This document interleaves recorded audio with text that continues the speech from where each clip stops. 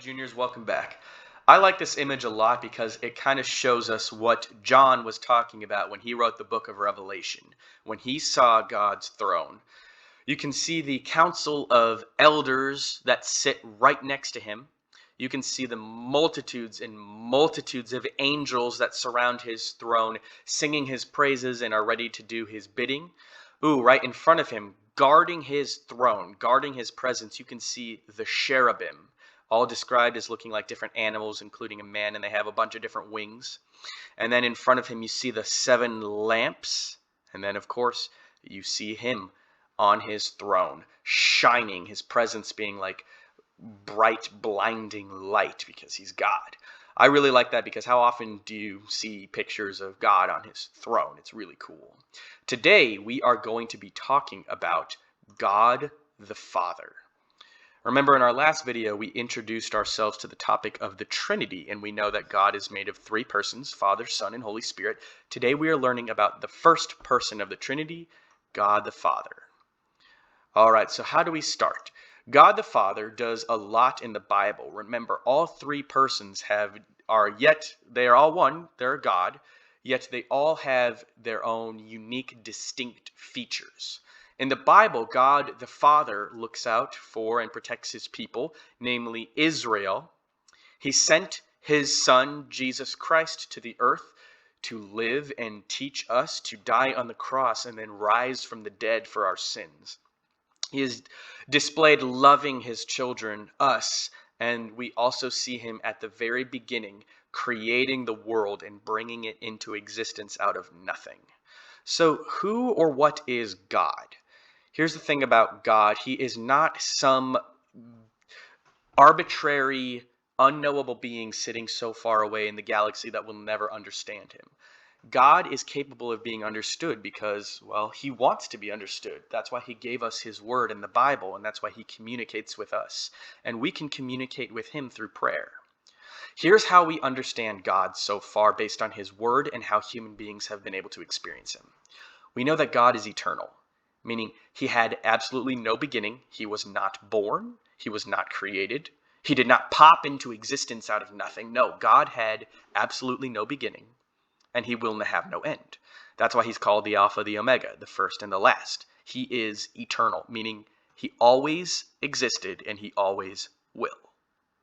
He has an identity, and he is capable of being known. He identifies himself in Scripture as Yahweh, or I am, in the Old Testament when he's talking to Moses in the burning bush, meaning he is what he is. He is existence.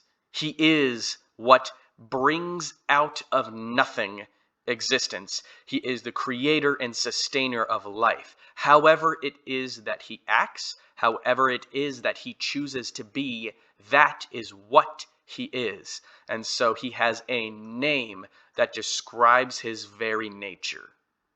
He is. God created the universe out of nothing, as Genesis chapter 1 verses 1 and 2 tell us, meaning evidently this God is capable of spinning a universe into being that is full of diverse life. He made human beings in his image, and we are capable of knowing him. According to John 4:24, God is spirit, and they that worship him must worship him in spirit and in truth. Meaning, God does not have a physical body of flesh and blood and bone like we do. No, he is a spirit. That is how we understand God. There is one other way that we understand God, and that is with his divine attributes. And the way that I want you guys to think of it is omni, omni, omni, the 3 omni words that describe God's nature. So starting off, God is omnipotent, meaning he is all powerful. He has all strength, and above all, he has all authority in heaven, on earth, anywhere in the entire universe, all of creation. God is the supreme authority. What he says goes. His will be done, as we pray in our Lord's Prayer. God is omnipotent, all powerful. God is omnipresent. That is pretty self-explanatory. God is everywhere at once, and he can be everywhere at all times. Meaning, juniors, he can be right there in your living rooms as well as in our classroom, room 102 at Lutheran East. He can be in heaven and on earth at the same time. He can be at the furthest reaches of the universe, the very edge of the observable universe, and in the center of the earth at the same time. God's presence is one that fills all of creation. It does not stay in one place. It permeates all things. It goes everywhere all at once. God is omnipresent. And then finally, God is omniscient. Notice that word, shent, it kind of looks like science. Omniscience, if you will. Omniscient means that God knows everything, including our thoughts.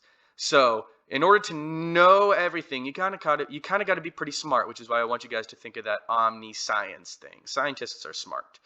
So, God is omniscient, meaning he knows all things, including your very thoughts, including my very thoughts.